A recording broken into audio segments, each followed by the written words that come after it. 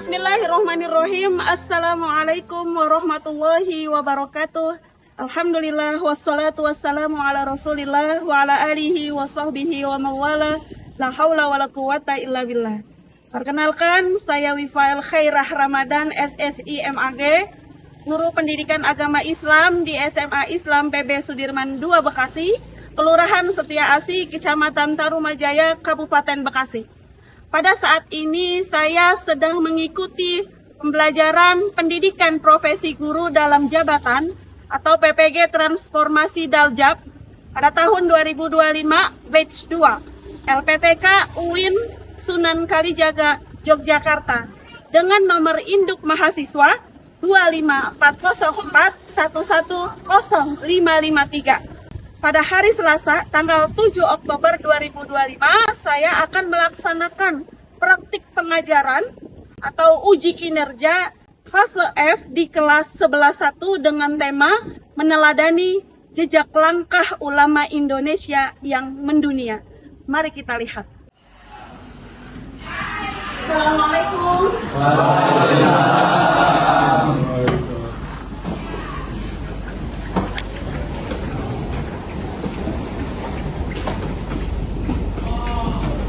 Baik, apa kabar semuanya anak-anak sekalian?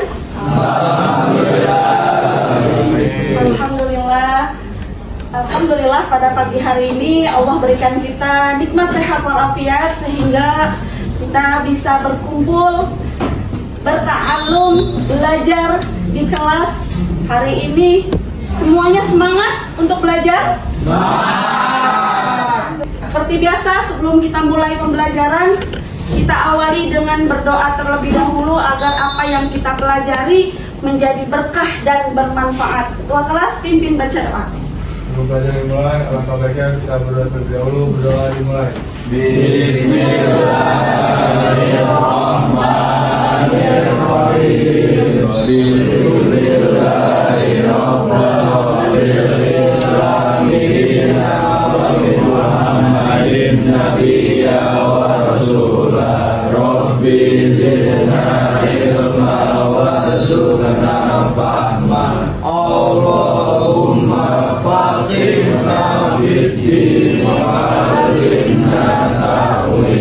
Sebelum memulai pelajaran, Miss Wifa mau mengecek kehadiran kalian terlebih dahulu ya.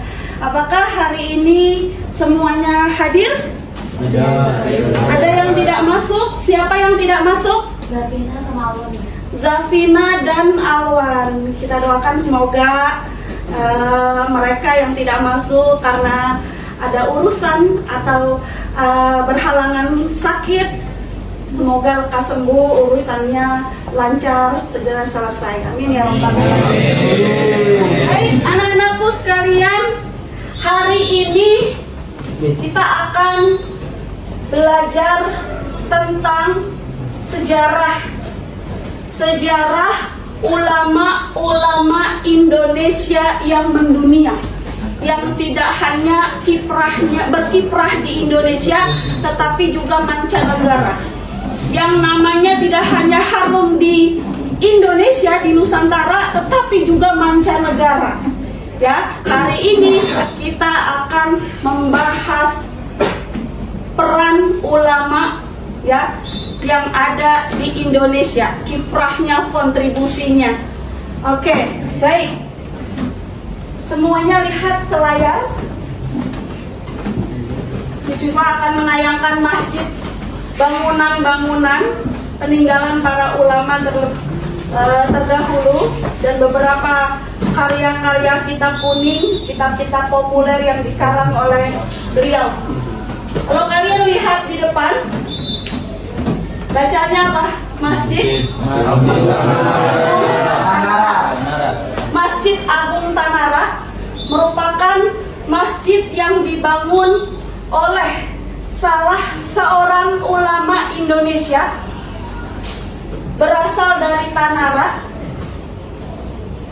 tapi memiliki banyak peran kontribusi yang sangat luar biasa.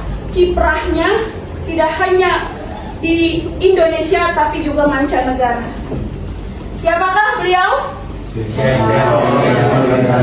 Syekh Nawawi Al-Bantani.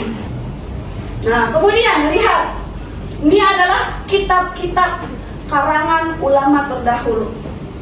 Ya, yang kitab ini tidak hanya dipelajari oleh para pelajar yang ada di Indonesia, tapi juga mancanegara. Salah satunya misalnya kitab Tafsir Al-Munir karangan Syekh Nawawi Al-Bantani yang berisi tentang penjelasan atau tafsir daripada Al-Quranul Karim.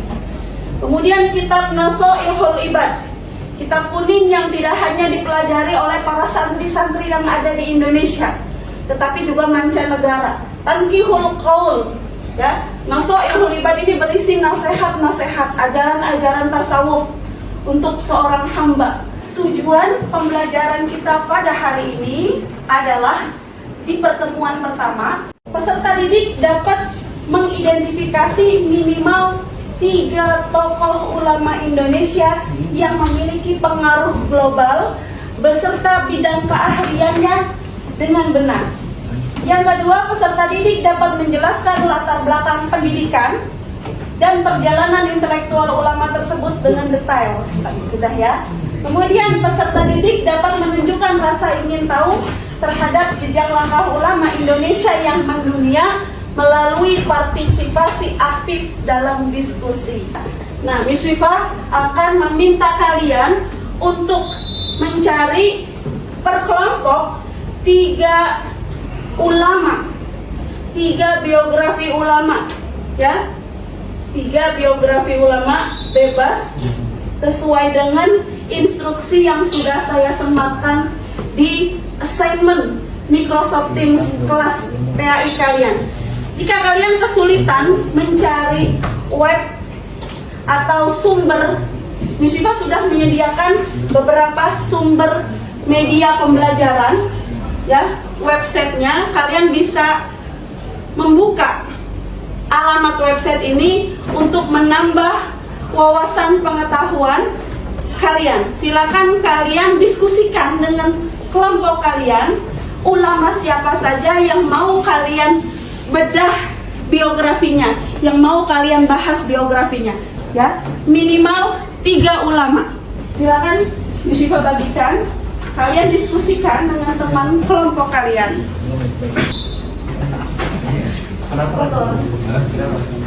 Ini alamat websitenya, ya. Kalau kalian kesulitan mencari, boleh dilihat dari website, alamat website yang sudah Miss Viva sematkan. Kalian buat tugas tersebut ke dalam PPT atau poster atau infografis. Kelompok ini sudah menentukan siapakah 3 ulama yang akan kalian bahas? Sudah, siapa saja? Syekh Nawawi Al-Bantani, Syekh Haji Ahmad Dahlan, Syekh Abdul Somad Al-Faribani. Masya Allah, luar biasa. Lanjutkan.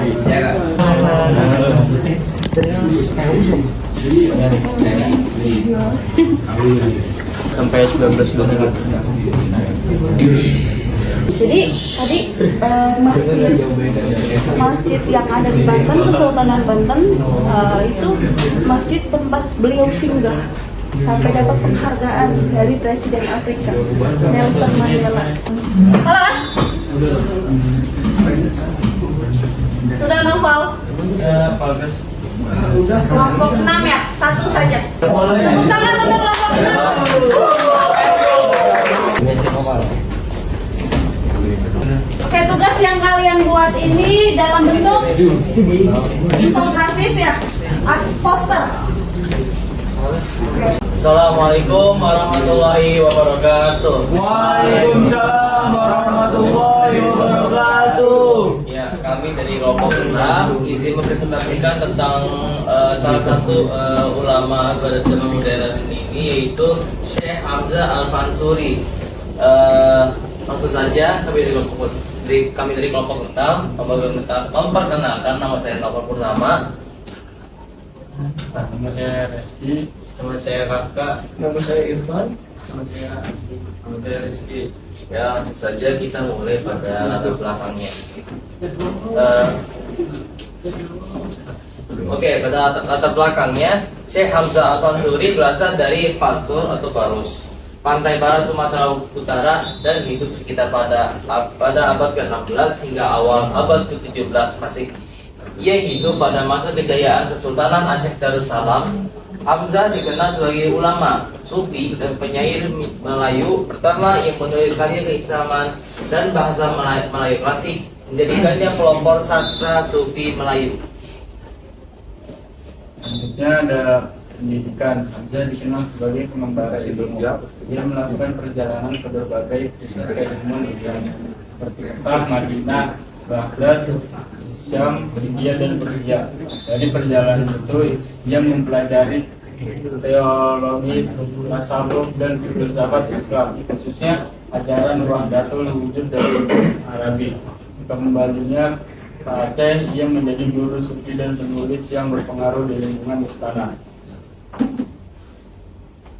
Baik, selanjutnya ada bidang keahlian tasawuf dan filsafat Islam, menyebarkan paham tasawuf, falsafis, dan ajaran Wahdatul Wujud. Selanjutnya sastra dan bahasa Melayu klasik, menciptakan syair-syair sufistik yang menjadi dasar perkembangan sastra dan keagamaan Melayu. Selanjutnya teologi dan pendidikan Islam, menjadikan bahasa Melayu sebagai bahasa ilmu dan dakwah di dunia maya. Yang selanjutnya ada karya-karya penting. Beberapa karyanya antara lain ada syair perahu, syair dagang, syair burung pingai, Asrar al-Arifin, rahasia orang-orang arif, Syarab al-Asyikin, minuman para pencinta Tuhan, dan Al-Muntahi, kesempurnaan makhluk. Yang kelima ada pengaruh dan warisan. Pemikiran Hamzah dilanjutkan oleh muridnya Syamsuddin As-Sumatrani. Namun ajarannya kemudian ditentang oleh Nurdin Ar-Niri karena dianggap terlalu menekankan konsep kesatuan wujud.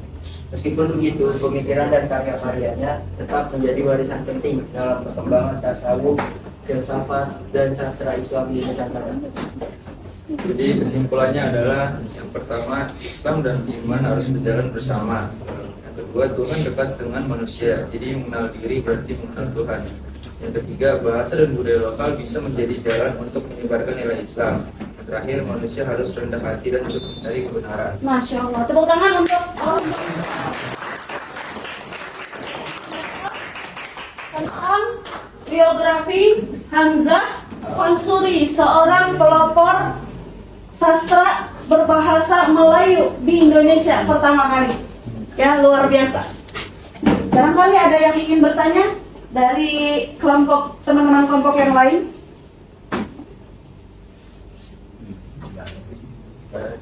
Tidak. Sudah paham semuanya? Cukup jelas ya? Oke, baik. Terima kasih buat kelompok 6. Silakan ditutup.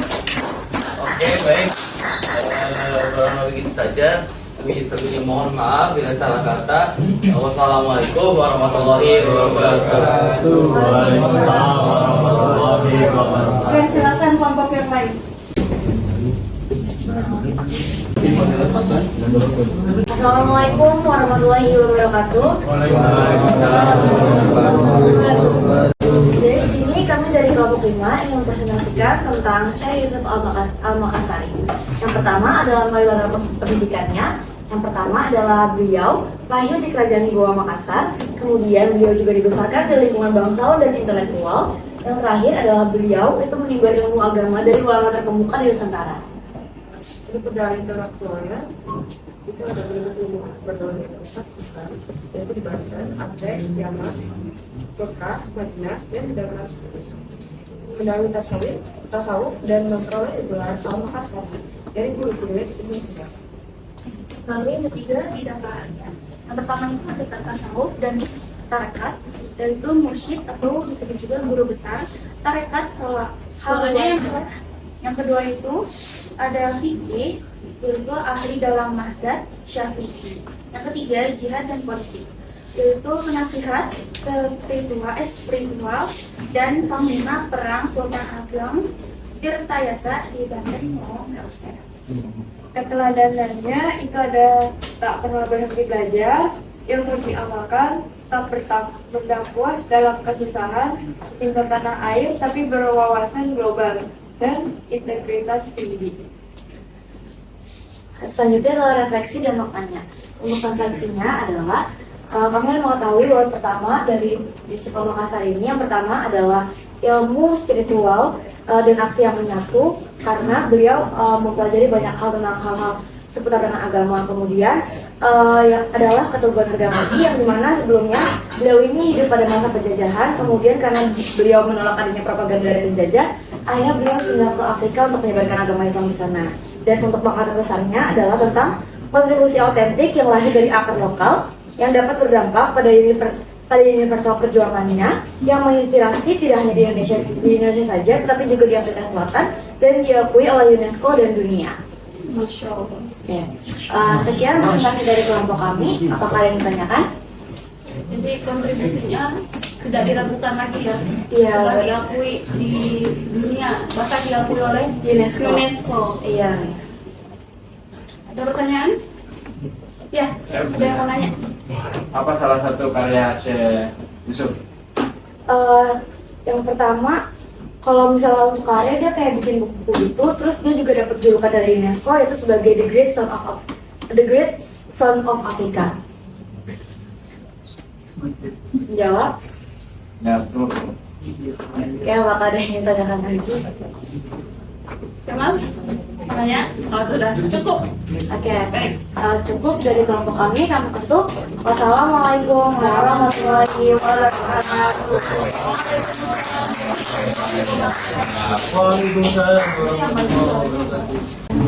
Oke anak-anakku sekalian, dari perjalanan tokoh-tokoh ulama yang ada di Indonesia yang sudah kita pelajari pada hari ini, ya, apa kalimat refleksi ya yang paling berkesan yang bisa kalian petik dari perjalanan para ulama tersebut? Boleh angkat tangan. Desta. Pantang menyerah dan berjuang untuk menyebarkan nilai-nilai Islam. Pantang menyerah dan terus berjuang untuk menyebarkan nilai-nilai Islam. Masya Allah.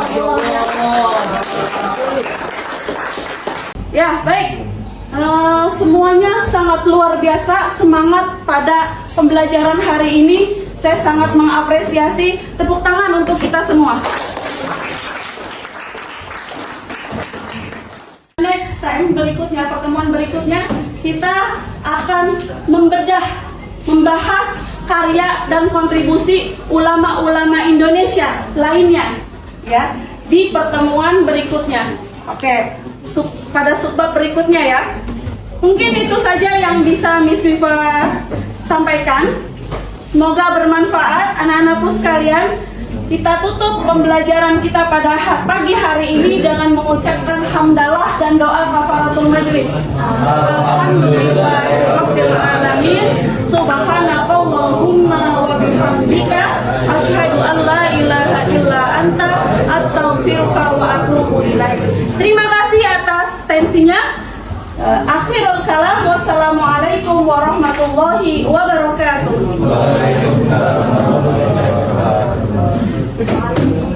Sama-sama. Terima kasih.